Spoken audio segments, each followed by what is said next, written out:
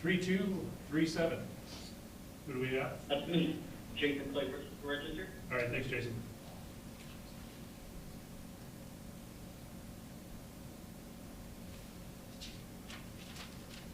Five minutes.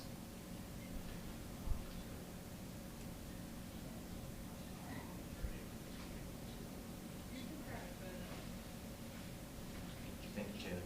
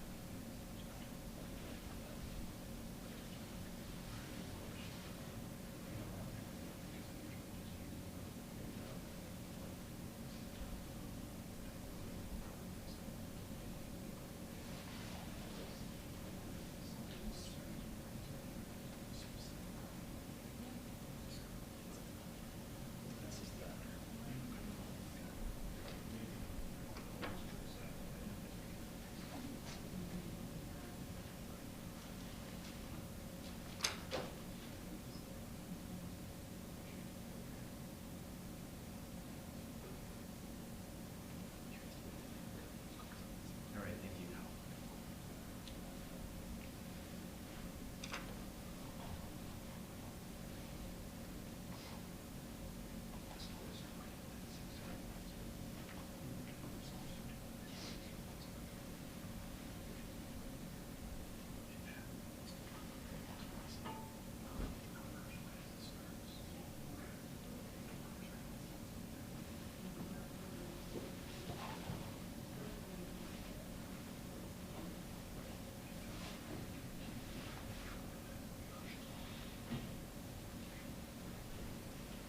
Hey, Jim, can you confirm that Josh is okay? Yeah, streets are ever going. Thank you. Just past 3 minutes.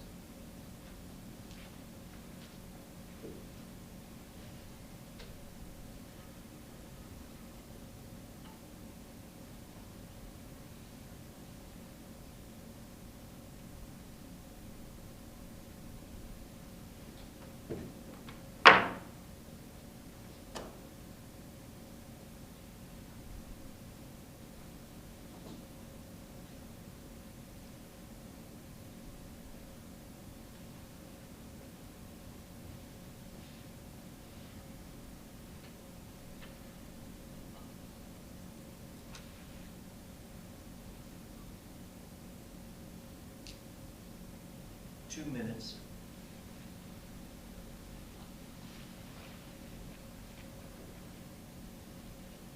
Thank you, Jen.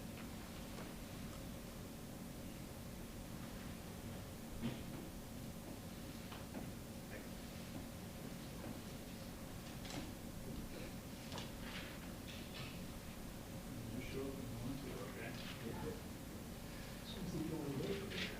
Of course we would.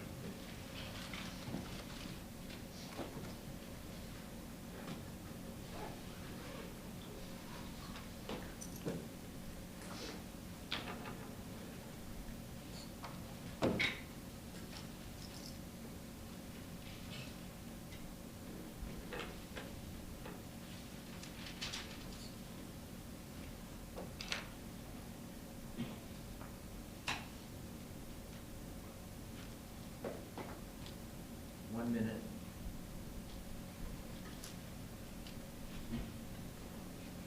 Thank you, Jen.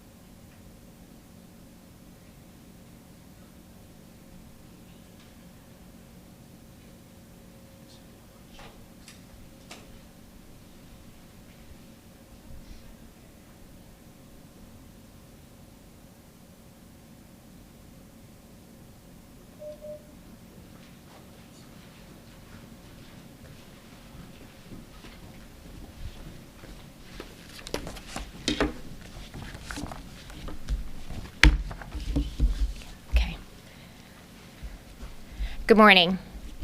Iowa's fight against COVID-19 is real, and I want to acknowledge that the last week has been especially hard. We've been anticipating that our numbers of COVID-19 cases would climb, and last week we saw that happen. We had an additional 444 cases, and most unfortunately, we had an additional 16 deaths. My sincerest condolences go out to the families, the caretakers, and the communities of the Iowans that we've lost to this terrible virus.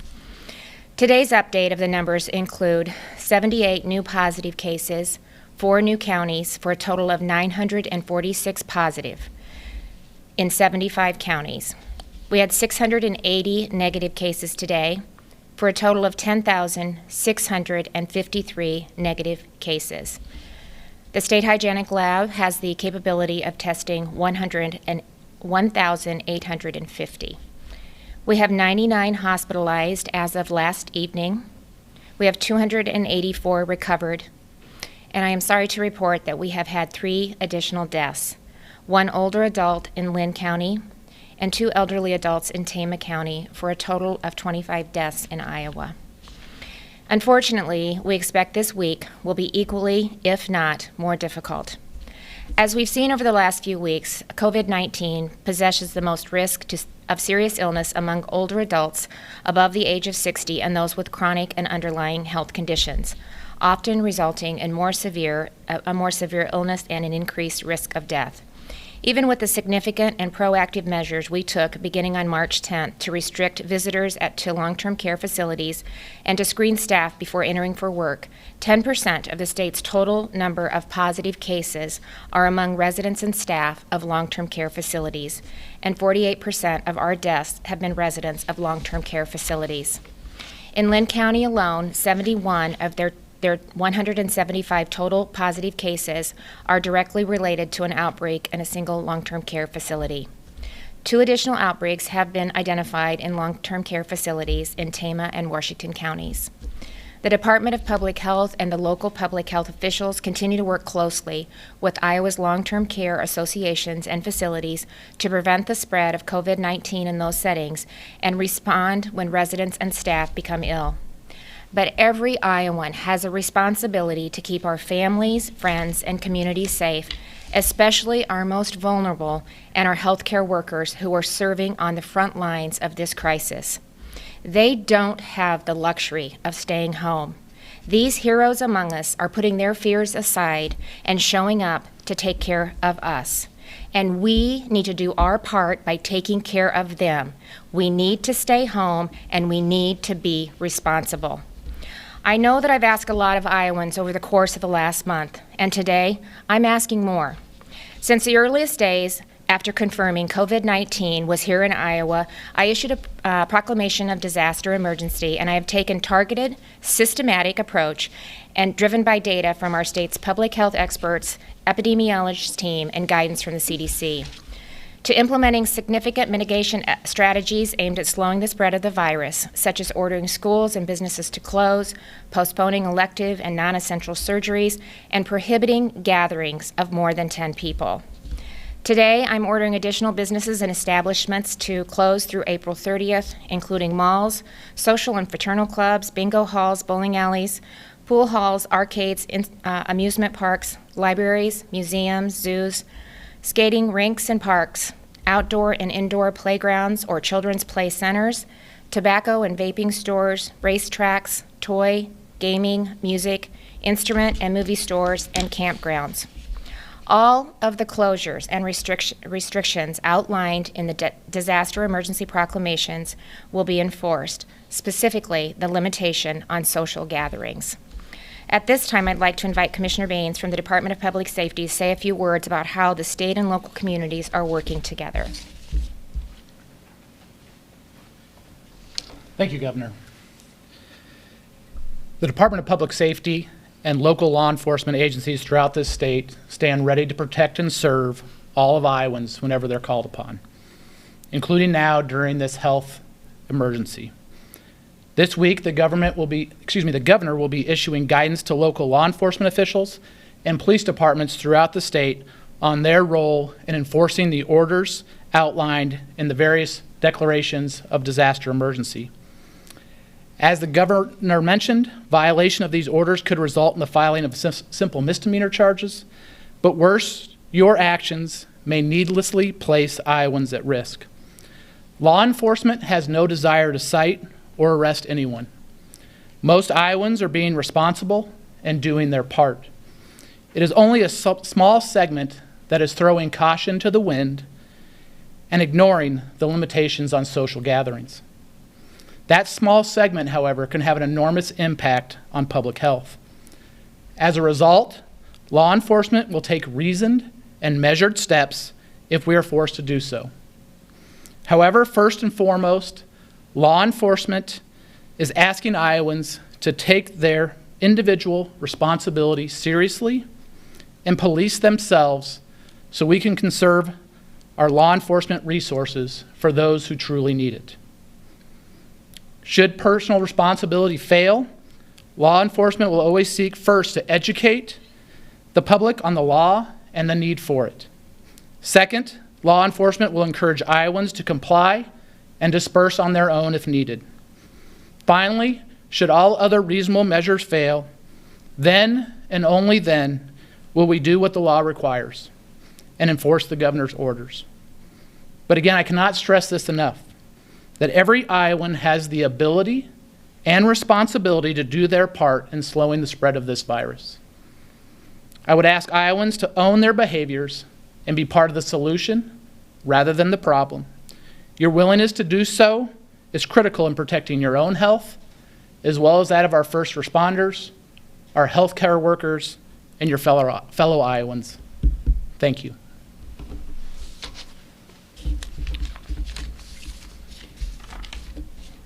Thank you, Commissioner, and thank you to our local government officials and our law enforcement for your support in this effort.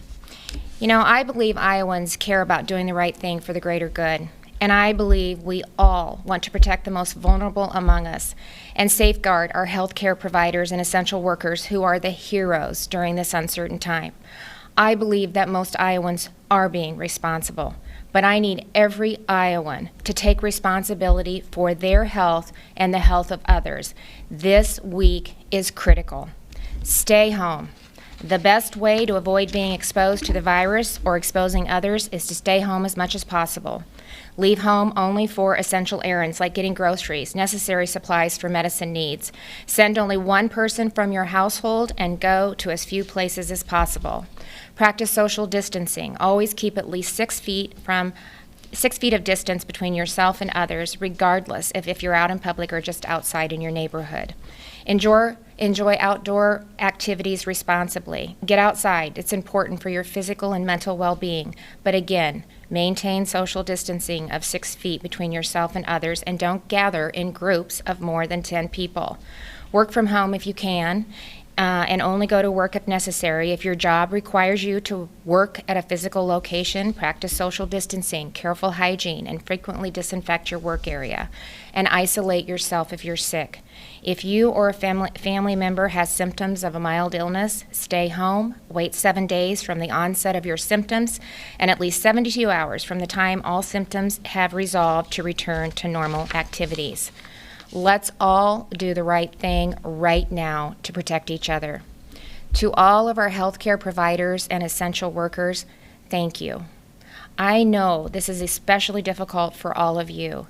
You are our warriors, and we can't win this fight without you.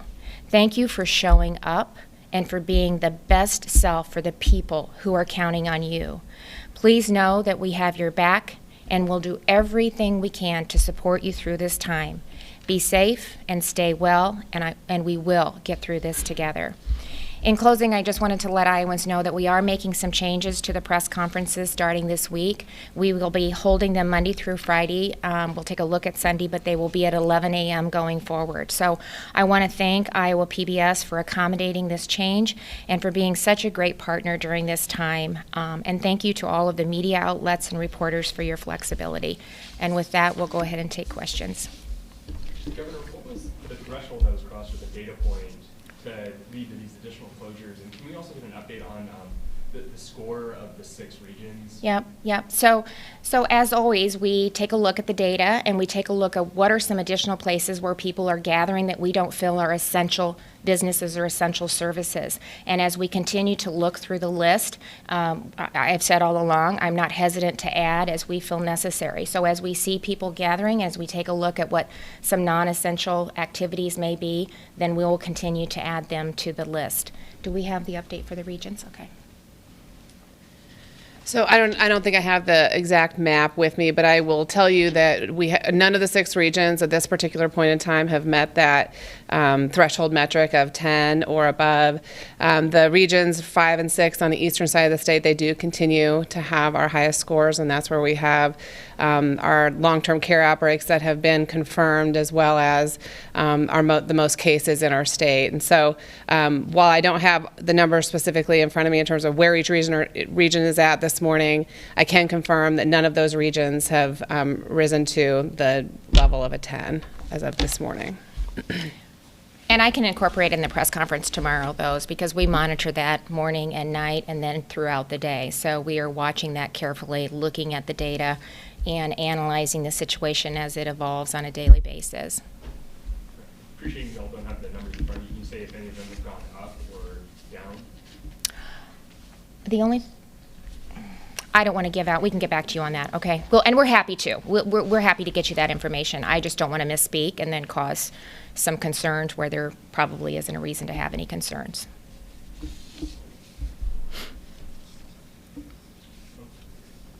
Governor, that it would appear from what you're saying today and what you released yesterday with these long-term care facilities, so you now have Cedar Rapids, Tama, and Washington. Can you talk about what the state is doing to protect, since you have so many people who are closed in? Obviously, the centers themselves have already done their own rules, and businesses and all that. But obviously, you have a lot of people who have relatives who live in these facilities who are clearly concerned about what's happening. So can you kind of detail what's going on and where this is going? Yeah, and so we knew that from the very beginning. We have an older population. We have over 444 long-term care facilities, and we knew that they would be the most vulnerable based on the data that we were receiving as we moved through the COVID-19 crisis. And so as early as March 10th, we met with the long-term care facilities, the associations, to talk about what they were doing, what we were recommending to make sure that we were prepared and ready. And as early as March 10th, they started restricting visitors except for end-of-life circumstances. The Department of Public Health required long-term care facilities to report if 2 or more residents of staff had respiratory illness, again, to get in front and to make sure that we were managing and hopefully preventing the onset of long-term care breakouts, because we knew that those were our most vulnerable. We have the state also with our facilities and the Iowa Veterans Home restricted visitors also based on not only Department of Public Health but CDC guidelines and CMS guidelines as well, so they mirrored what they were doing. We've also, the Public Health issued guidelines for extended PPE use in our long-term care facilities, and even on April 1st, they recommended using PPE, face masks, and eye protection in long-term care facilities for all patient interactions. They also, I'll let Sarah talk about that, but they work with these facilities one-on-one to just make sure they're getting the resources and the information that they need. But I want Iowans to know that we knew that this would be an extremely vulnerable population, and that's why we took very significant measures early on to start to really limit access, to protect, and to make sure that we were doing everything we can to mitigate the effect of COVID-19 on our vulnerable Iowans. Do you see that some folks, I'm sorry to interrupt you, do you see that this will reach a threshold where you actually have to essentially evacuate? Well, I'm going to. You have a lot of residents That's that you know that share rooms, and we're hearing that your roommate may have it, and there's no other place, no place else for you to go. Yeah, you're going to talk about Families some. have been concerned with that. Yeah, thanks, Dave. So what I can say is the metrics for a confirmed outbreak in a long-term care facility are that we have identified at least 3 residents with a positive test result. And so I'm just going to walk through with you the things that our staff walk through with each of these facilities every single day in terms of measures that we're asking them to take. And our understanding is that these facilities, they want to do everything they can to protect their residents, and they're walking through this with us on a daily basis to ensure that they're doing everything they can to prevent the spread of infection within those facilities. So we ask them to immediately send home any employee that becomes ill. Isolate all symptomatic residents in single rooms. Cohort staff so that dedicated staff are working with ill residents and not with healthy residents. We are asking employees to use face masks and eye protection at all times for all resident care, and we've actually gone ahead and made that recommendation for all long-term care facilities in our state, in addition to those that are experiencing outbreaks. We've asked them to consider gown and glove use at all times for all resident care to the extent that the PPE is available, but certainly in facilities where outbreaks are being experienced. We've required them to screen all employees for fever and cough or breathing problems at the start and end of each shift. And this recommendation applies, it's actually a mandatory order for the governor for all long-term care facilities, not just those experiencing outbreaks. Again, for all facilities, no visitors should be allowed in the facility unless it's an end-of-life situation per CMS guidance. We're asking these facilities to screen all patients for fever and cough or breathing problems daily. We're asking them to coordinate with their local health departments, EMS, and hospitals to plan for higher care needs. That includes plans for when and where to transfer patients and how to communicate a COVID-19 risk to the transport team as well as the accepting facility. We're asking them to understand that if residents do become ill, those residents may worsen on day 7 to 8 of their symptoms. We're asking them to work with their local public health agencies to ensure that test kits are readily available for any additional residents that become symptomatic. And we've asked them to identify any other healthcare facilities where staff work, including recommendations that staff not work in other facilities if possible, and at a minimum, if they do need to work, to use a face mask and eye protection for all patient care in any healthcare setting where they may be working. And finally, we're asking them to establish a communication plan with staff, residents, families, public health, as well as members of the general public. With the testing, since that's been a concern both in our state and across the country, how do you make sure that, especially the employees at these facilities, can get those? That has been a priority. Before they have to reach the really serious level that a lot of other people do, or are they treated the same as everyone? Well, so in part of the testing criteria for the state hygienic lab, essential workers are identified as a priority for testing through the test that the state has available, and certainly employees of long-term care facilities would fall into that essential workers category. We have also been facilitating testing at some of the facilities that have been identified with long-term care outbreaks by working with the state hygienic laboratory and local public health agencies to make sure that we do have testing capabilities in some of these facilities where there are concerns. And as we bring more testing capabilities on with our hospitals and with other labs, that has really allowed the state hygienic lab to focus on those areas that we need to so we can get in front of it. And I just want to reiterate something that Sarah said, and it's just that our long-term care facilities across this state are doing everything that they can to make sure that they're taking care of their residents, and we're extremely proactive very early on, reaching out to us to really coordinate and work together to protect a very, very vulnerable population. So just a heartfelt thanks to all that they're doing day in and day out, and again, their workforce that, you know, are the heroes standing up to take care of sick individuals. And so they've been really proactive in all of this as well. And last question, go back with testing and how, what's the advisement to local public health officials for folks who might be positive but can't get, or are not being tested because you don't meet the other criteria, as far as contact tracing goes? Well, so local public health would get involved with contact tracing upon confirmation of a positive test. And what I understand your question to be is if somebody thinks they have COVID-19, but they haven't been able to get access to testing, our advice would be the same that has been from the beginning, If you're ill, whether you believe that you have COVID-19 or any other respiratory illness, we are asking you to isolate yourself in your home. And we're asking you to isolate yourself in your home for at least 7 days after your symptoms begin, and to stay isolated for at least 3 days after your symptoms resolve, including your fever. In addition to that, public health recommendations at this particular time echo what the governor has just mentioned this morning. We're asking everybody to stay home. Leave your home only for essentials like groceries or trips to the pharmacy. If you do need to leave your home, practice social distancing by staying at least 6 feet away from others. And that would apply if you do have to leave your home to go to work, or whether you're leaving to go to the store to get essentials. And then again, as I just mentioned, if you are ill, regardless of whether you think you're ill from COVID-19 and you're not able to be tested, or any other illness, we ask that you isolate yourself from others in your household. So if somebody shows all the symptoms but they can't get a test, But- like public health is not. But they have other means of doing that, so call your doctor. The same thing applies. Call your doctor, walk through the symptoms, they will do an assessment, and if they believe that you need to be tested, they will bring you in.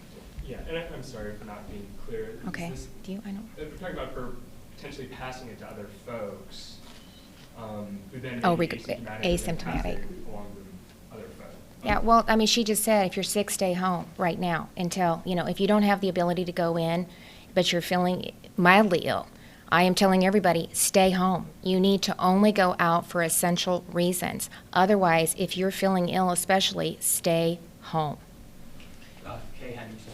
Do you want to? Well, I was just going to add, I think the question you're really asking is about asymptomatic transmission and some of the information that comes out. So maybe you might not be feeling ill, but you might be concerned that there's asymptomatic transmission happening in the community.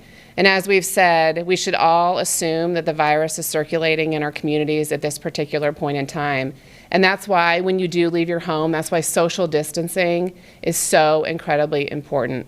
Because social distancing is what will prevent the transmission of the virus when we do have to be out of our homes, when we do have to be around others. If we can maintain a distance of at least 6 feet between us, that is a measure, a public health mitigation measure that will help us prevent the transmission of the virus from asymptomatic individuals to the extent that they are out in our communities. Thank you. Kay Henderson, Radio Iowa. Governor, the small business grant program you unveiled in March was a total of $4 million. Many small businesses are having difficulty obtaining the Small Business Administration Loan Program. Will you expand the state grant program? So we're meeting this week. Debbie and her team was supposed to get them scored through the weekend, so they've been working diligently to score the applications that they've received. So by this week, we'll take a look at it, and my expectation is that it will be expanded. I don't know to what extent right now, but we will be meeting with her. If not today, it's tomorrow. Oh, today. Okay, we'll be meeting with Director Durham today to walk through the scoring the scored applications and make the decision moving forward. So that's probably something we'll be announcing either tomorrow or Wednesday to let you know where we're at and the decisions that have been made. Carolyn Cummings, next question. Good morning, Governor. Sarah, you said that there's been none of the thresholds have been met in the regions about stay at home. Yet, there's more business closures, and you guys are both saying encouraging everyone to stay home. And I've had a lot of viewers reach out to me, and they're just trying to understand why, when you say what we're doing is equivalent to a stay-at-home order, and yet there is this threshold that is out there to meet to issue a stay-at-home order. Is it fair to say that what we're doing right now is sheltering in place, and then separately, some people are wondering if this would just bolster the message that this is serious. So I'm wondering if you have an answer to that. Yeah, well, I have said stay home. I have ordered that you can't gather in groups larger than 10. And we are going to hold Iowans accountable to following through with what I've ordered. We have said stay home if you're sick. Stay home and limit your number of trips to essential reasons only: groceries, medications, doctors, exercise, but exercise responsibly. We have taken a very targeted and incremental approach. We have expanded as necessary as we take a look at additional areas that that might, add to the risk of transmission where it's the highest, and we've added those to the list where possible. But, as I said last week, almost 80% of our workforce is essential workers, and so they're going to continue to travel. So the rest of us needs to be as responsible as we can, and we need to practice what we're asking you to do, and that is stay home as much as you can. I also have to balance it with, other areas too, well-being, mental well-being, and making sure that, if you ask people to stay in longer than they need to, then they are really going to stop paying attention to what you're asking them to do. So we have to be targeted, we have to be specific. I'm using data to base our recommendations on taking additional steps. I will do that if we hit the criteria. I'm not afraid to do that, but it has to be significant, and we have to meet the thresholds. And so we're watching very closely the different regions. We're looking at the data every single day, and we're analyzing what else, if anything, that we need to do to make sure that we flatten the curve, that we protect the most vulnerable, that we are doing everything we can to protect our healthcare workforce and our essential workers that are out on the front line doing everything they can to take care of us. And so we need to do our part to take care of them, and we do that by limiting our trips from our home. KCCI, go ahead. Hi, Governor. KCCI. Can you talk a little bit about when will we reach our peak? And is it soon? And are the numbers looking different for numbers that did? Because I know the University of Washington study talked about things backing off a little bit. Yeah. Like 1,400 to 400. And Yeah. whether or not maybe things are looking better. So part of that was, remember when I talked about that last week, they hadn't included a lot of the mitigation efforts that we had put in place. And so the assumptions that they were showing, the projections, didn't include school closures, didn't include business closures, didn't include limited travel. A lot of the mitigation efforts that we put in place were not included. And so now they have started to include some of the mitigation efforts that we have taken along throughout, from beginning of March 15th clear through last April 2nd, when we extended most of them through the 30th. So as they're starting to bring some of those on, it's reflected in the numbers that you're seeing. But I'm going to have Sarah talk to you about where we're at on the projected peak. Thank you, Governor. And I would just like to reiterate that models are just models. And while it's important to pay attention to the information on those models, what's most important is for Iowans to do what the governor has asked them to do, which is to stay home if you can as much as possible. Preventing additional transmission of the virus in our state is the #1 thing that we can do to flatten the curve. And so we do expect, as the governor mentioned in her opening comments, we do expect to continue to see our case counts rise, as well as the number of deaths we have in Iowa rise over the next week. I think we heard the Surgeon General say yesterday that this is going to be a difficult week for our entire country. And so we expect it to also be a difficult week in Iowa. As I said a week ago, we thought we would see the peak here in another 2 to 3 weeks. That's about the period of time when you look at the virus life cycle, a 14-day incubation period. That would be what we would expect based on the mitigation measures that the governor has already put into place. And so while models are great, they're helpful tools, what we really need Iowans to do is to act now, to stay home, to protect our healthcare workforce and our essential employees that do need to leave their homes to go to work. 2 questions left. Second to last will be Rod with the Cedar Rapids Gazette.